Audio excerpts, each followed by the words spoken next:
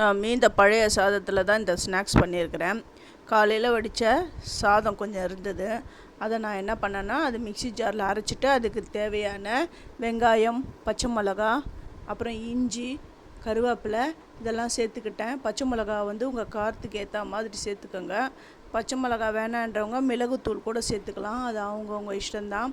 இப்போ அந்த சாதத்தை அரைச்சி எடுத்துன்னு வந்ததை இதில் நான் சேர்த்துட்டு, இதுக்கு மஞ்சத்தூள், அப்புறமா ரவை, கொஞ்சம் ஒரே ஒரு டேபிள் ஸ்பூன் வந்து கடலை மாவு, தேவையான அளவு உப்பு, இதையெல்லாம் சேர்த்துட்டு நல்லா கலந்துக்கணும். தண்ணிலாம் விடணும்னு அவசியம் கிடையாது. நம்ம வந்து அந்த மிக்ஸி ஜாரில் அரைச்சோம் இல்லையா, அந்த அரிசியோடைய அந்த ஈரப்பதமே, அந்த சாதத்துடைய ஈரப்பதமே போதும்.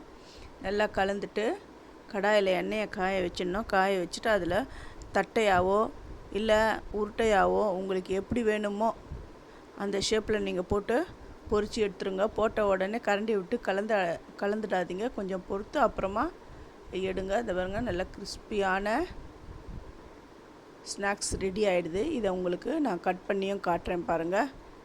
ரொம்ப அட்டகாசமாக இருக்குது. இது ஏதாவது சட்னி கூட வச்சு நீங்கள் சாப்பிட்லாம். சட்னி கூட தேவையில்லை, நீங்கள் அப்படியே கூட நீங்கள் சாப்பிட்லாம். நான் இதுக்கு கொத்தமல்லி சட்னி நான் பண்ணியிருக்கேன்.